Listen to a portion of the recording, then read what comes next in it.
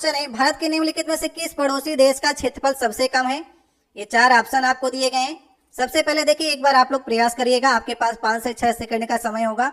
ये पेपर आपको करा रहे हैं 9 मई की शाम के शिफ्ट का, जो आपका लेवल 6 का एग्जाम संपन्न हुआ है।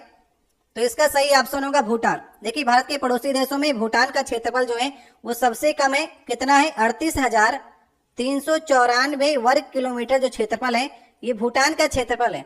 भूटान और नेपाल में शायद आपको कंफ्यूजन रहा हो, लेकिन नेपाल का काफी ज्यादा है। 1,47,181 वर्ग किलोमीटर नेपाल का क्षेत्रफल है। अगर हम भारत के पड़ोसी देशों में सबसे ज्यादा क्षेत्रफल की बात करेंगे तो सबसे ज्यादा क्षेत्रफल है चीन का।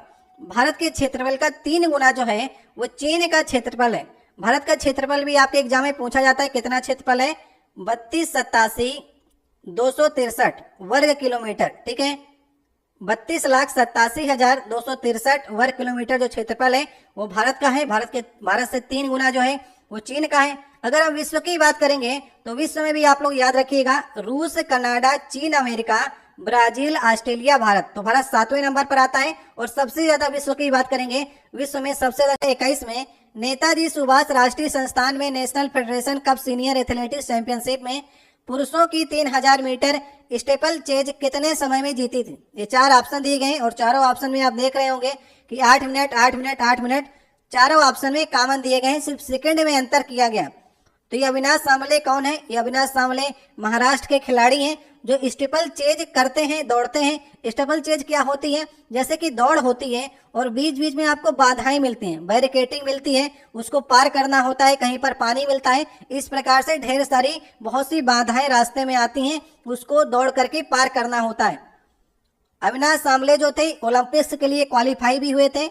और नेताजी सुभाष राष्ट्रीय संस्थान में जो ये एथलेटिक्स चैंपियनशिप हुई थी उसमें इन्होंने 8 मिनट 20.20 सेकंड में ये प्रतियोगिता को जीती थी।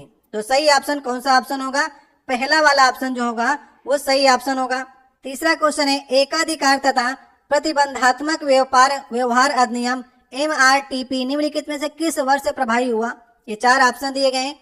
इसमें जितने भी क्वेश्चन रखे गए काफी अच्छे लेवल के क्वेश्चन है। ऐसे बहुत ढेर सारे क्वेश्चन आपको मिलेंगे जो आप पहली बार पढ़ने जा रहे होंगे। यहाँ पर देखिए, एकाधिकार अधिनियम कब लाया गया था? 1970, 1 जून 1970 को लाया गया था।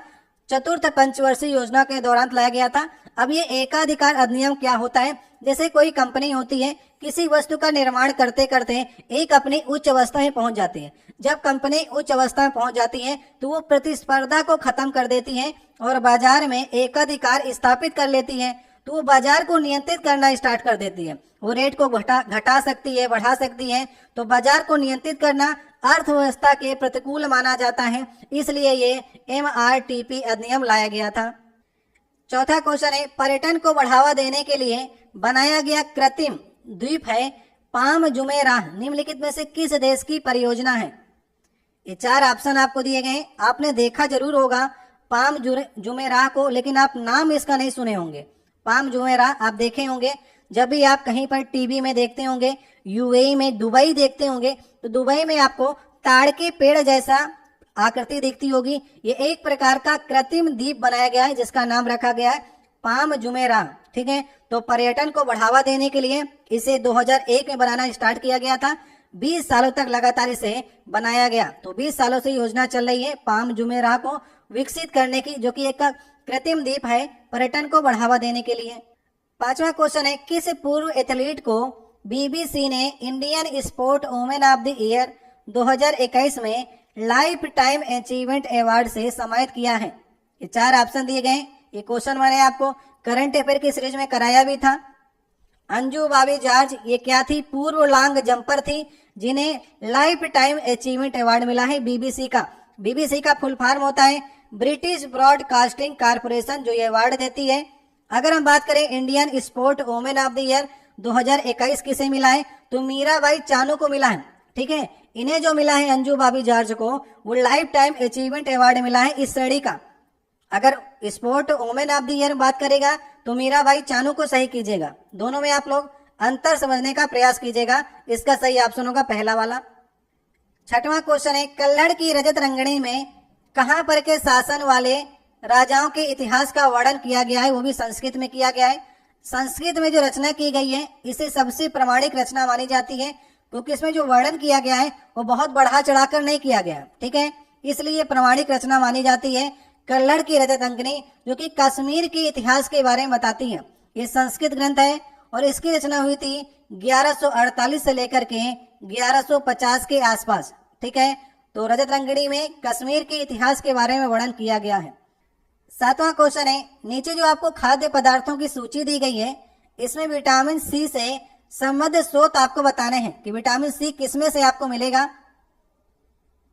इसका सही ऑप्शन होगा साइट्रिक फल, जो कि खट्टे फल होते हैं उन्हें विटामिन सी होता है, जैसे कि नींबू हो गया, संतरा हो गया, मिर्च हो गया, आंवला हो गया, अंगूर हो गया, इन सभी में साइट्रिक एसिड होता है, तो ये साइट्रिक फल कहलाते हैं जिसमें विटामिन सी मिलता है। विटामिन सी का नाम होता है स्कार्बिक एसिड, ठीक है। इसकी खोज किसने की थी? होल्कर ने खोज की थी, नाम याद कर लीजिएगा, होल्कर ने इसकी खोज की थी विटामिन सी की। अगर विटामिन की बात करेंगे तो विटामिन की खोज 1911 में फंक ने की थी। विटामिन की खोज फंक ने की थी 1911 में। विटामिन ए की खोज किसने की थी?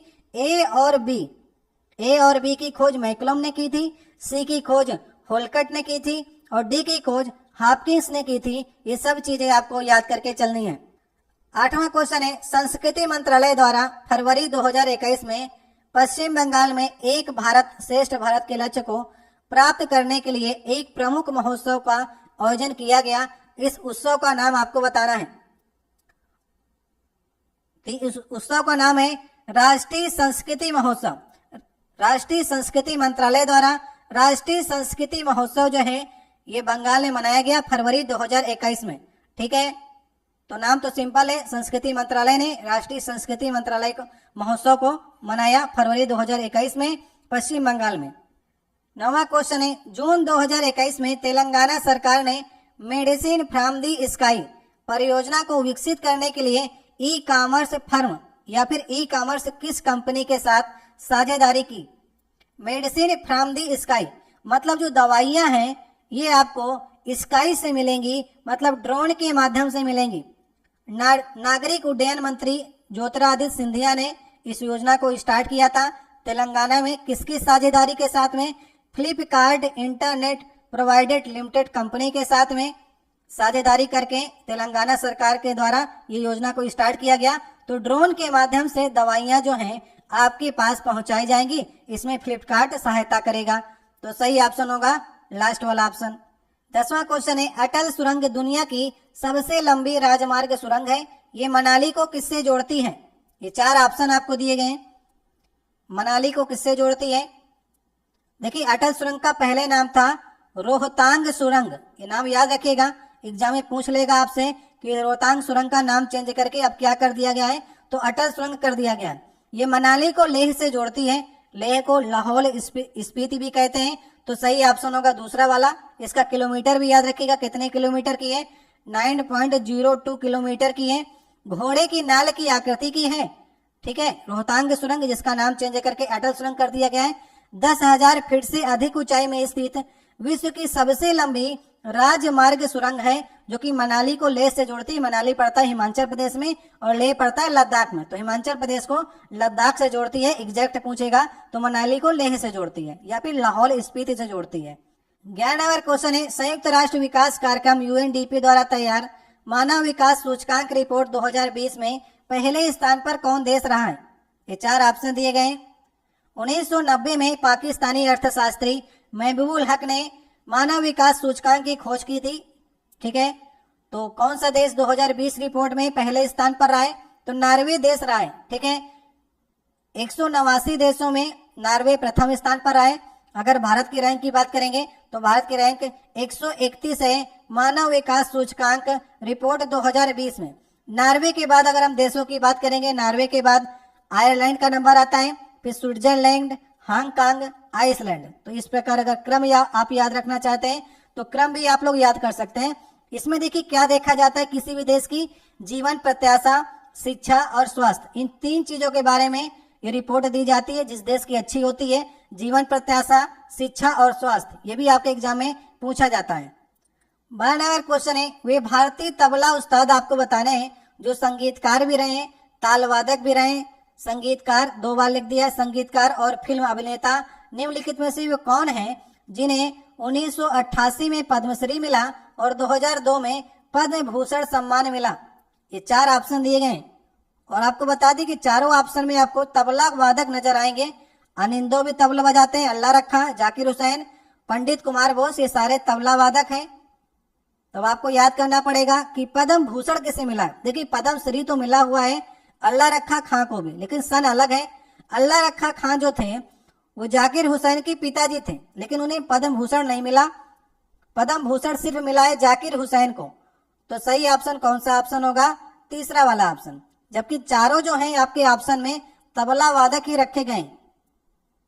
पद्मश्री अवार्ड जो है अनिंदो चटर्जी ने अभी हाल ही में लौटार भी दिया है। पद्मश्री ने मिल रहा था तो लौटार दिया है। अल्लाह रखा खां को पद्मश्री मिला हुआ है, लेकिन पद्म भूषण नहीं मिला। जाकिर हुसैन को 2002 में पद्म भूषण मिला है। 13 नंबर क्वेश्चन है, भारत के संविधान निर्माताओं द्वारा सरकार के संसदीय स्वरूप को अपनाने की प्रेरणा कहां से ली गई थी? जो संसदीय स्वरूप है ये कहां से लिया गया है? किस देश के संविधान से हमने लिया है? तो ब्रिटेन के संविधान से संसद के स्वरूप को हमने अपने संविधान में शामिल किया। संयुक्त राज्य अमेरिका से क्या क्या लिया है? मौलिक अधिकार लिया है, न्यायिक जो प्रणाली है उसको लिए, राष्ट्रपति लिया, उपराष्ट्रपति, ऐसे नियमों को हमने संयुक्त राष्ट्र अमेरिका से लिया। जापान से क्या लिया है? विधि द्वारा स्थापित जो प्रक्रिया है वो हमने जापान से ली है। स्विट्जरलैंड से मुझे लगता है हमारे देश ने कुछ नहीं लिया है। तो ब्रिटेन से संसदीय स्वरूप लिया है। चौथा वाला ऑप्शन जो होगा वो सही ऑप्शन होगा। 14 नंबर क्वेश्चन है, निम्नलिखित में से कौन सा मानक इंटरनेट प्रोटोकॉल है जिसका उपयोग इंटरनेट से जुड़े किसी एक कंप्यूटर से दूसरे कंप्यूटर में फाइलों को स्थानांतरित करने के लिए किया जाता है? ये 4 ऑप्शन दिए गए। कंप्यूटर से क्वेश्चन पूछे गए हैं, लेकिन अच्छे लेवल के क्वेश्चन पूछे गए हैं। इसका सही ऑप्शन होगा FTP। FTP का फुल फॉर्म होता है फाइल ट्रांसफर प्रोटोकॉल। जैसा कि नाम से आपको मालूम चला होगा, फाइल को ट्रांसफर किया जाता है एक कंप्यूटर से दूसरे कंप्यूटर में, तो FTP का प्रयोग करते हैं, फाइल ट्रांसफर प्रोटोकॉल का प्रयोग करते हैं। 15 नंबर क्वेश्चन है, निम्नलिखित में से कौन सी नदी भारत के पड़ोसी देश नेपाल से निकलती है? नेपाल से कौन सी नदी निकलती है? सिंधु, ब्रह्मपुत्र, राप्ती, गंगा। देखिए गंगा तो उत्तराखंड से निकलती है। सिंधु, ब्रह्मपुत्र और सतलज नदी, ये तीनों नदियां तिब्बत से निकलती हैं, या फिर तिब्बत जो चीन के अधीन है तो कह सकते हैं चीन से निकलती हैं। सिंधु, ब्रह्मपुत्र और सतलज। तो बचा कौन सा ऑप्शन? राप्ती नदी। इस प्रकार से भी आप सही कर सकते थे। राप्ती नदी जाकर के घाघरा नदी मिलती है और घाघरा नदी गंगा नदी मिल जाती है। कमेंट बॉक्स में आप लोग ये बताइएगा गोरखपुर किस नदी के किनारे बसा हुआ है? कमेंट बॉक्स में आप लोग बताइएगा। ठीक है, जिसको भी आता हो कमेंट बॉक्स में बताइएगा गोरखपुर किस नदी के किनारे बसा हुआ है। 16 नंबर क्वेश्चन है, स्कैंडिनेविया एक सांस्कृतिक क्षेत्र है जो कहां, किस महाद्वीप में स्थित है? उत्तरी अमेरिका, अफ्रीका, यूरोप या फिर एशिया? देखिए स्कैंडिनेविया जो है ये उत्तरी यूरोप का एक प्रायद्वीप है। तो स्कैंडिनेविया में नॉर्वे, स्वीडन, डेनमार्क देश आते हैं। देखिए स्कैंडिनेविया जो आता है नॉर्डिक देशों में भी आता है। नॉर्डिक देशों में नॉर्वे, स्वीडन, डेनमार्क और फिनलैंड, आइसलैंड और फेरो द्वीप में आते हैं। तो ये स्कैंडिनेविया जो प्रायद्वीप है इसका ढलान जो है ये उत्तर की ओर है। वैसे यूरोप के जितने भी ज्यादातर द्वीप हैं उनका ढलान नीचे की ओर है, लेकिन इस सांस्कृतिक द्वीप का उत्तर की ओर ढलान है। ठीक है, तो कहां पर पड़ता है? ये यूरोप में पड़ता है। 17 नंबर क्वेश्चन है, red earth and pouring rain नामक उपन्यास के लेखक आपको बताने हैं। काफी चर्चित ये उपन्यास है और आपने अगर सीक्रेट गेम्स मूवी देखी होगी तो उनकी उपन्यास से ही ये सीरीज को बनाया गया है। तो सीक्रेट गेम्स जो है उपन्यास है कि आथर भी विक्रम चंद्रा है जिनसे आपने सीरीज बनी हुई है, उसको आप देखते होंगे। तो सीक्रेट गेम जो उपन्यास है विक्रम चंद्रा का ही है और red earth and pouring rain जो है ये भी उपन्यास जो है विक्रम चंद्रा का है। इसे हिंदी में कहते हैं लाल धरती एवं मूसलाधार बारिश। तो उपन्यास किसका है? विक्रम चंद्रा का है। 1996 में इन्हें कॉमनवेल्थ का बेस्ट राइटर अवार्ड भी मिला हुआ है इसी पुस्तक के लिए। ठीक है, इसलिए पुस्तक बहुत इंपॉर्टेंट है आने वाले एग्जाम के लिए भी, और ये रेलवे NTPC सिविल 2 में तो पूछा ही गया है। 18 नंबर क्वेश्चन है, बंगाल की खाड़ी के तट पर कोणार्क का जो सूर्य मंदिर बना है वो कब बनाया गया था? सही ऑप्शन होगा 13वीं शताब्दी में बनाया गया था। एग्जैक्ट सन की बात करेंगे तो 1250 ईस्वी के आसपास इसे बनाया गया था। गंग वंश के शासक नरसिंह देव प्रथम ने इसे बनाया था। नोट कर लीजिएगा, गंग वंश के शासक नरसिंह देव प्रथम ने बनाया था। उड़ीसा की पुरी में पड़ता है ये, ठीक है। सही ऑप्शन होगा 13वीं शताब्दी के आसपास ही बनाया गया था। 19 नंबर क्वेश्चन है, काली मिट्टी भारत के निम्नलिखित में से किस भाग में प्रचुरता से पाई जाती है? काली मिट्टी, जिसे हम लोग रेंगुर मिट्टी भी कहते हैं, टिटनी फेरस मैग्नेटाइट के कारण इस मिट्टी का रंग जो होता है वो काला होता है। ये बेसाल्ट की चट्टानों में पाई जाती है, या फिर इसे कह सकते हैं दक्कन का पठार या फिर दक्कन ट्रैप के आसपास काली मिट्टी पाई जाती है, जिसमें आपके गुजरात और महाराष्ट्र का क्षेत्र आता है।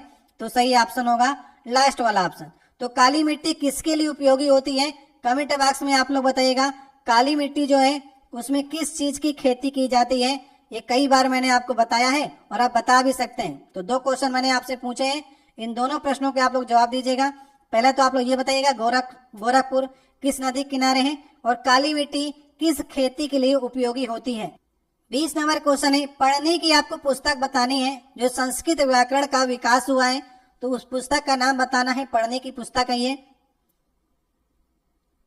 सबको मालूम है। देखिए अष्टाध्यायी जो है ये पढ़ने की पुस्तक है, जिसमें संस्कृत व्याकरण की प्रारंभिक विकास के बारे में बताया गया है।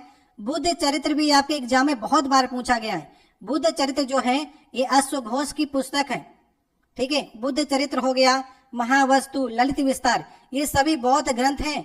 महावस्तु और ललित विस्तार जो हैं ये किसी एक लोगों ने नहीं लिखे हैं, ये कई लोगों ने मिलकर के लिखे हैं। तो महावस्तु और ललित विस्तार को आप नहीं बता सकते, जबकि बुद्ध चरित्र जो है वो अश्वघोष द्वारा लिखी गई रचना है। 21 नंबर क्वेश्चन है, निम्नलिखित में से कौन सा पौधा अपने मूल ग्रंथों में पाए जाने वाला राइजोबिया जीवाणु के साथ परस्पर सहजीवी संबंध के कारण वायुमंडलीय नाइट्रोजन का स्थिरीकरण नहीं करता है? आपसे कभी कभी एग्जाम में पूछेगा कि नाइट्रोजन का स्थिरीकरण कौन करता है। अब इसने पूछ लिया नहीं करता है। देखिए पौधे क्या करते हैं, डायरेक्ट वायुमंडल से नाइट्रोजन नहीं ले पाते हैं। तो जब डायरेक्ट नहीं ले पाएंगे तो किसी न किसी सहजीवी की उन्हें आवश्यकता पड़ेगी। अब देखिए नाइट्रोजन की सबसे ज्यादा आवश्यकता होती है मटर कुल के पौधों को और दलहनी फसलों को। जो दाल की फसलें होती हैं और मटर कुल के होते हैं उन्हें नाइट्रोजन की ज्यादा आवश्यकता होती है। अब ये 4 ऑप्शन में आप देख लीजिए, मसूर हो गया, काबुली चना हो गया, मूंगफली हो गया, ये तीनों में आप देख लेंगे दलहनी फसलों में आएंगे या फिर मटर कुल में आएंगे। तो ये नाइट्रोजन का स्थिरीकरण करते हैं। तो कौन नहीं करेगा? गूलर नहीं करेगा। सही ऑप्शन होगा लास्ट वाला ऑप्शन। तो देखिए इनके जड़ों में क्या होता है, राइजोबियम एक जीवाणु होता है, इनकी जड़ों में होता है, वो वायुमंडल से नाइट्रोजन को लेता है, वायुमंडल से नाइट्रोजन को लेकर के नाइट्रोजन नाइट्राइट बनाता है, जो कि पौधों के लिए काफी जरूरी होता है। इससे क्या होता है, वायुमंडल से आपने नाइट्रोजन ली, फिर उसको यूज किया, फिर जमीन में छोड़ दिया, तो इससे नाइट्रोजन का स्थिरीकरण होता है और पौधा भी बड़ा हो जाता है। और जो राइजोबियम जो जीवाणु है इसको पौधे से पोषण मिल रहा होता है, तो सहजीवी संबंध होता है, ये नुकसान नहीं पहुंचाता है। 22 नंबर क्वेश्चन है, किसी निश्चित समय अवधि में लिंग और आयु के आधार पर जनसंख्या के विभाजन को दर्शाने वाला आरेख क्या कहलाता है? ये सारे नए क्वेश्चन है, करने का प्रयास करिए आने वाले एग्जामों के लिए आप। तो लिंग और आयु का आधार जो है, अगर आप जनसंख्या देखेंगे जनसंख्या के आंकड़ों पर, तो जहां पर लिंग और आयु की बात करेगा वहां पर जनसंख्या पिरामिड बनाने का प्रयास करता है। ये पिरामिड कैसा होता है, त्रिकोणीय प्रदर्शन करता है। जनगणना के समय में खास करके लिंग और आयु में भेद करने के लिए इसको प्रकाशित किया जाता है। इसकी खोज किसने की थी? WM थॉमसन ने इसकी खोज की थी और आर्थर, दोनों का नाम आता है, आर्थर लेविस WM थॉमसन, ये दोनों ने इसका प्रतिपादन किया था जनसंख्या पिरामिड का। ठीक है, तो लिंग और आयु के आधार पर जनसंख्या का विभाजन किया जाता है जनसंख्या पिरामिड के द्वारा। 23 नंबर क्वेश्चन है, ऋग्वेद में देखिए 1028 सूक्ति हैं का संग्रह है और इसे कितने मंडल में विभाजित किया गया है? बताइए, ऋग्वेद में 1028 सूक्ति हैं तो मंडल कितने हैं? मंडल देखिए 10 मंडल है इसमें। अगर ऋचाएं की बात करेगा तो 10,462 जो हैं वो ऋचाएं हैं। सूक्ति 1088 हैं, 10,462 ऋचाएं हैं, 10 मंडल हैं और इसे सबसे प्राचीन वेद माना जाता है। ठीक है, अगर हम लोग ऋग्वेद के ब्राह्मण ग्रंथों की बात करेंगे। आपके एग्जाम में ऋग्वेद के ब्राह्मण ग्रंथ पूछे जाते हैं। तो ऐतरेय नाम इसी प्रकार से है, ऐतरेय और कौशितकी, ये दोनों जो हैं वो ब्राह्मण ग्रंथ हैं। ये काफी बार आपके एग्जाम में पूछे गए हैं कि ऋग्वेद के ब्राह्मण ग्रंथ कौन कौन से हैं। तो ऐतरेय हैं और कौशितकी, ये दोनों ऋग्वेद के ब्राह्मण ग्रंथ हैं। 24 नंबर क्वेश्चन है, भारतीय संविधान का अनुच्छेद 352 किससे संबंधित है? मैंने कई बार आपको बताया है, अनुच्छेद 352, 356, 360 आपकी जुबान में होने चाहिए। 352 राष्ट्रीय आपातकाल, 356 राष्ट्रपति शासन, 360 वित्तीय आपातकाल। तो तीनों आपको याद होने चाहिए। आपसे देखिए 352 पूछा था, तो राष्ट्रीय आपातकाल, राष्ट्रीय आपातकाल कितनी बार लगा है? 3 बार अभी तक लगा है। पहली बार लगा था 1962 को, जब भारत और चीन के मध्य में युद्ध हुआ था।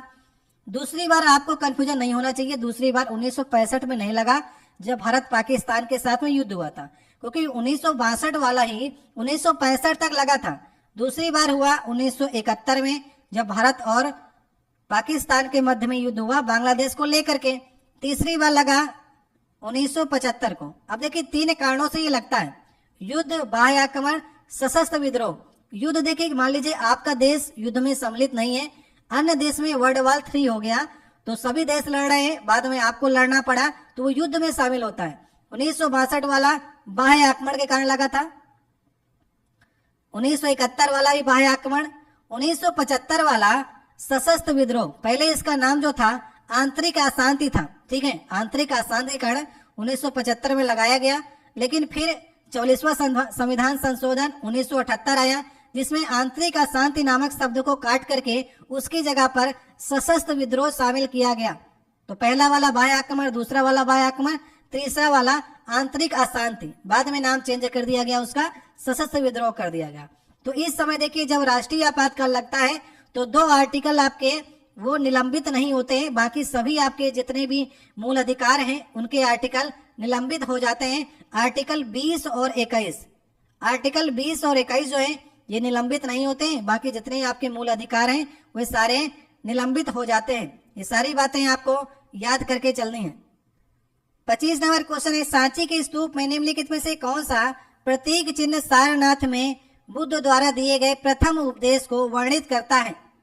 सांची का स्तूप कहाँ पर है? सबसे पहले आपको मालूम होना चाहिए, मध्य प्रदेश के रायसेन जिले में सांची नगर में स्थित है। इसे किसने बनवाया था? इसे अशोक ने बनवाया था, याद रहेगा, इसे अशोक ने बनवाया था। तो यहाँ पर जो क्वेश्चन आपसे पूछा गया, सांची के स्तूप में निम्नलिखित में से कौन सा प्रतीक चिन्ह है जो बुद्ध के प्रथम उपदेश को वर्णित करता है? जो सांची के स्तूप में चक्र बना है ना, वो बुद्ध के प्रथम उपदेश को वर्णित करता है। आप लोग बता सकते हैं, आपके पास जो नोटें आप यूज करते हैं उसमें किस नोट में सांची का स्तूप बना है? ये सारी चीजें आपको याद होनी चाहिए। ऑप्शन में आपको दे रहा हूं, 100 की नोट, 200 की नोट, 500 की नोट और 2000 की नोट। आप लोग बताइएगा किस नोट के पीछे सांची का स्तूप बना है? कमेंट बॉक्स में आप लोग बताने का प्रयास कीजिएगा। अगर आप लोग मन से जीएस की तैयारी करते हैं तो आपको मालूम होगा। 26 नंबर क्वेश्चन है, निम्नलिखित में से कौन सा भारतीय संविधान के आर्टिकल 182 का घटक है? आर्टिकल 182 क्या कहता है? ये 4 ऑप्शन दिए गए हैं आपको। देखिए कई कई राज्यों में विधानसभा के साथ साथ विधान परिषद भी है। तो ऐसे 6 राज्य हैं जहां पर विधान परिषद है। तो ऐसे 6 राज्यों के नाम है उत्तर प्रदेश, महाराष्ट्र, कर्नाटक, आंध्र प्रदेश, तेलंगाना, बिहार। ऐसे 6 राज्य हैं जहां पर विधानसभा के साथ साथ विधान परिषद है। विधान परिषद के सदस्यों का कार्यकाल 6 वर्ष होता है। जैसे केंद्र में राज्यसभा होती है वैसे राज्यों में विधान परिषद होती है। विधान परिषद कभी नहीं भंग होती है। तो विधान परिषद का गठन जब होता है तो उसके साथ साथ उसके 2 जो सदस्य है, सभापति और उप सभापति, उसको चुन लिया जाए उन्हीं सदस्यों में से, ठीक है। ये आर्टिकल 182 कहता है। ए ऑप्शन सही ऑप्शन होगा। 27 नंबर क्वेश्चन है, यहाँ पर देखिए लिखा गया है FRBMA को 2003 में अधिनियम लाया गया था, जिसके द्वारा सरकार के लिए राजकोषीय घाटे को कम करने का लक्ष्य निर्धारित किया गया था। तो FRBMA का पूर्ण रूप आपको बताना है। काफी टफ लेवल क्वेश्चन इसमें आपसे पूछे गए थे। तो इसका सही ऑप्शन कौन सा ऑप्शन होगा? इसका देखिए दूसरा ऑप्शन सही ऑप्शन होगा। इसमें लिखा गया है physical responsibility and budget management act. ठीक है, अब ये एक्ट क्या कहता है? इस एक्ट में चर्चा की गई है राजकोषीय घाटे की, मतलब कि फिजिकल डेफिसिट के बारे में चर्चा की गई थी कि राज्य का खर्च ज्यादा है और आय कम है, तो सरकारी राजस्व और सरकारी व्यय के बीच में संतुलन को कैसे स्थापित किया जाए, इसके लिए लक्ष्य निर्धारित किए गए थे और ये अधिनियम को लाया गया था। दूसरा ऑप्शन सही ऑप्शन होगा। 28 नंबर क्वेश्चन है, हेपेटाइटिस ए में कहां पर सूजन आती है जो हल्के से गंभीर बीमारी में बन जाती है? तो हेपेटाइटिस कहां पर होता है? देखिए हेपेटाइटिस यहाँ पर ए कर दिया, A B C D E 5 प्रकार की होती है, जिसमें से बी और सी जो होती हैं वो ज्यादा खतरनाक होती है। तो इसे कहते हैं यकृत। यकृत का कैंसर भी कहते हैं हेपेटाइटिस को। तो यकृत में सूजन आ जाती है, लीवर जिसे कहते हैं। ठीक है, जो लोग शराब ज्यादा पीते हैं ना, तो उनका लीवर खराब हो जाता है और उसमें हेपेटाइटिस हो जाता है। ठीक है, तो हेपेटाइटिस के टीके भी लगते हैं। तो ये कहां पर की बीमारी है? यकृत की बीमारी, इसमें यकृत में सूजन आ जाती है। यकृत कैंसर भी इसके कारण से होता है। 29 नंबर क्वेश्चन है, प्रादिष्ट मुद्रा या फिएट मनी किसे कहते हैं? यह क्या होती है? प्रादिष्ट मुद्रा। ये 4 ऑप्शन दिए गए हैं आपको। सही ऑप्शन होगा जिसका कोई आंतरिक मूल्य नहीं होता है उसे फिएट मनी या प्रादिष्ट मुद्रा कहते हैं, जिसको किसी न किसी वचन द्वारा चलाया जाता है। जैसे कि आप इस समय कागज की मुद्रा का उपयोग कर रहे हैं, तो कागज की मुद्रा का कोई आंतरिक मूल्य नहीं है, उसमें जो 500 लिखा गया है और गवर्नर आपको कहता है कि मैं आपको 500 रुपए देने का वचन देता हूं, उसका वचन ही है आपको 500 रुपए देता है, वरना उसका कोई आंतरिक मूल्य नहीं है। आप उसे, जैसे कि 2016 में नोटबंदी हुई, 2016 में नोटबंदी हुई तो वचन को वापस ले लिया कि हम वचन नहीं देते हैं कि ये नोट है आपको 500 रुपए के बराबर होंगी, तो इसका कोई आंतरिक मूल्य नहीं है, अब वो 500 के नहीं चलेंगी। तो प्रादिष्ट मुद्रा ऐसी मुद्रा होती है जिसे लीगल मुद्रा बना दिया जाता है किसी न किसी अधिनियम द्वारा। जैसे कागज की नोट है, इसे आपने लीगल मुद्रा मान लिया है, तो इसका कोई आंतरिक मूल्य नहीं है। सही ऑप्शन होगा दूसरा ऑप्शन। 30 नंबर क्वेश्चन है, भारत के राष्ट्रीय ऑर्केस्ट्रा का संस्थापक किसे माना जाता है? देखिए ऑर्केस्ट्रा एक वाद्य यंत्र होता है, जैसे सितार होता है वैसे ऑर्केस्ट्रा होता है, जो कि तार हवा के टक्कर से बजता है। तो राष्ट्रीय ऑर्केस्ट्रा के संस्थापक माने जाते हैं रविशंकर को माना जाता है।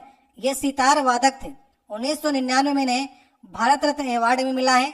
तो राष्ट्रीय ऑर्केस्ट्रा के जनक माने जाते हैं रविशंकर। कौन से वादक थे? सितार वादक थे। 31 नंबर क्वेश्चन है, जनवरी 2022 के प्राप्त जानकारी के अनुसार आपको बताना है कि भारत के मुख्य न्यायाधीश कौन है। अब आप यहाँ पर देख सकते हैं जनवरी 2022 तक की ही अप्रोक्स आपकी करंट अफेयर पूछी गई है। तो 2021 की ज्यादा करंट अफेयर पूछी जा रही है रेलवे एमटीपीसी CBD 2 के पेपर में। यही सब आपको देख करके चलना है पेपर में। हमने आपको जो करंट अफेयर कराई थी वो फरवरी 2022, जनवरी से लेकर के फरवरी 2022 तक कराई थी। उसमें 200 क्वेश्चन तक कराए थे, उसके बाद आपका एग्जाम लग गया था, उससे काफी क्वेश्चन आपके एग्जाम में बने। तो आपसे मुख्य न्यायाधीश पूछा है तो NV रमणा, शॉर्ट फॉर्म में आप याद किए थे ना, NV रमणा, नुथुलपति वेंकट रमना इनका पूरा नाम है। 48 नंबर की ये जज थे जनवरी 2022 के आंकड़े के अनुसार। 32 नंबर क्वेश्चन है, मेमोरी के संबंध में USB का पूर्ण रूप आपको बताना है। तो USB का पूर्ण रूप क्या है इसमें से देखिए आप, ये कंप्यूटर के शॉर्ट फॉर्म से आया है, यूनिवर्सल सीरियल बस। ठीक है, तो ध्यान देना है कि कहां पर यूनिक का प्रयोग करना है, कहां पर यूनिवर्सल का। कई लोग यूनिक को सही करके चले आते हैं, तो पूरा फुल फॉर्म है इसका यूनिवर्सल सीरियल बस। ठीक है, कंफ्यूज आपको एग्जाम में कराएगा, सर्विस दे देगा, यूनिवर्सल की जगह में यूनिक दे देता है। जब तक आप पूरी तरह से स्पष्ट नहीं होंगे आप इसको गलत करके आ सकते हैं, इसलिए जो भी पढ़िए बिल्कुल स्पष्ट पढ़िए। 33 नंबर क्वेश्चन है, गांधी इरविन समझौता कब हुआ था? ये क्वेश्चन बहुत बार आपके एग्जाम में पूछा गया, तो इसकी डेट एग्जैक्ट भी आपसे पूछता है। 4 मार्च 1931 को गांधी इरविन समझौता हुआ था। इसके बाद गांधी जी ने सविनय अवज्ञा आंदोलन को स्थगित कर दिया। देखिए 3 गोलमेज सम्मेलन हुए, पहला 1930 में, दूसरा 1931 में, तीसरा 1932 में। तो किस गोलमेज सम्मेलन में गांधी जी प्रतिभाग लिए थे? 1931 वाले में। गांधी इरविन समझौते के बाद गांधी जी ने द्वितीय गोलमेज सम्मेलन में भाग लिया। ठीक है, 3 हुए थे, द्वितीय वाले में भाग लिया था, बहुत बार आपके एग्जाम में पूछा गया है। 34 नंबर क्वेश्चन है, अर्जित कुल राजस्व और कुल लागत का क्या किसी फर्म का लाभ होता है। ठीक है, यहाँ पर आपको रिक्त स्थान की पूर्ति करनी है। जैसे कोई कंपनी है आपकी, आप बिस्कुट मान लीजिए बना रहे हैं, तो आपने बिस्कुट बनाया, बाजार में बेचा, आपको जो पैसा आया, अब जो पैसा आया आपने जितना लगाया बिस्कुट बनाने में उसको घटा देंगे तो आपको प्राप्त होगा लाभ। किसी कंपनी को वो लाभ प्राप्त होता है, तो अंतर को कहते हैं। आपने जो मार्केट में आपको पैसा मिला बिस्कुट बेचने के बाद, उसके बाद आपने अपनी लागत को घटाया, कितनी आपने लागत लगा करके इसको बनाया, तो आपको मालूम चलेगा उसके अंतर से कि आपको कंपनी को लाभ कितना हो रहा है। ठीक है, मैंने एग्जाम्पल के थ्रू आपको बताने का प्रयास किया है। इससे आप समझ सकते हैं कि राजस्व से कुल लागत को घटा दिया जाए तो किसी फर्म का, किसी कंपनी का लाभ आप मालूम कर सकते हैं। 35 नंबर क्वेश्चन है, 26 जुलाई 2021 को भारत सरकार ने राष्ट्रीय अनुसंधान फाउंडेशन NRF के लिए 5 वर्ष की अवधि के लिए कितनी राशि का अनुदान देने की योजना बनाई है। देखिए, बजट में प्रावधान किया गया था कितने करोड़ का, 50,000 करोड़ का। NRF मतलब राष्ट्रीय अनुसंधान फाउंडेशन को 50,000 करोड़ का अनुदान दिया जाएगा, ये बजट में प्रावधान किया गया। तो ये फाउंडेशन में क्या करेगी, यह फाउंडेशन इतना रुपए का, पारिस्थितिकी तंत्र को बढ़ावा देने के लिए इस फाउंडेशन को अनुदान दिया जा रहा है, पारिस्थितिकी तंत्र को बढ़ावा देने के लिए। 36 नंबर क्वेश्चन है, हेमिस गोम्पा उत्सव जो है किस गुरु की जयंती के उपलक्ष्य में मनाया जाता है। सबसे पहले मालूम होना चाहिए कि हेमिस गोम्पा जो उत्सव है ये कहाँ पर होता है, तो ये लद्दाख में होता है। लद्दाख में एक बौद्ध गुरु थे जिनका नाम है गुरु पद्म संभव। गुरु पद्म संभव की जयंती के अवसर पर हेमिस गोम्पा उत्सव होता है। याद रखिएगा, लद्दाख में बौद्ध समुदाय के द्वारा ये उत्सव मनाया जाता है। सही ऑप्शन होगा पहला वाला ऑप्शन। 37 नंबर क्वेश्चन है, निम्नलिखित में से किस नदी को चीन में तिब्बती क्षेत्र में यारलुंग सांगपो के नाम से जाना जाता है। कहीं कहीं पर आपको सांगपो लिखा मिलेगा या फिर सांपू भी लिखा मिल सकता है। तो तिब्बत में ब्रह्मपुत्र नदी को कहते हैं। सही ऑप्शन कौन सा होगा, तीसरा वाला ऑप्शन। जब ब्रह्मपुत्र नदी जो है तिब्बत से निकल करके अरुणाचल प्रदेश पहुंचती है तो अरुणाचल प्रदेश में इसे दिहांग कहा जाता है। जब अरुणाचल प्रदेश से असम में पहुंचती है तो असम में इसको ब्रह्मपुत्र नाम से जाना जाता है। जब असम से होते हुए बांग्लादेश निकल जाती है तो बांग्लादेश में इसे जमुना नाम से जाना जाता है। तो इसके 4 नाम है, ब्रह्मपुत्र, सांगपो, जमुना और दिहांग। ये सारे नाम आपको याद रखने, कहाँ कहाँ पर इसके नाम जाने पर पड़ जाते हैं।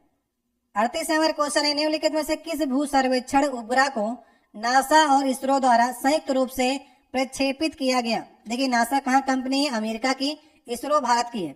तो दोनों ने मिलकर के एक उपग्रह बनाया है जिसका नाम आपको बताना है। इसका नाम देखिए निसार है। निसार को इंग्लिश में फुल फॉर्म की बात करेंगे तो NI, N से देखिए नासा हो जाएगा, I से इसरो हो जाएगा, S मतलब सिंथेटिक, A मतलब अपर्चर, R मतलब राडार। मतलब कि नासा इसरो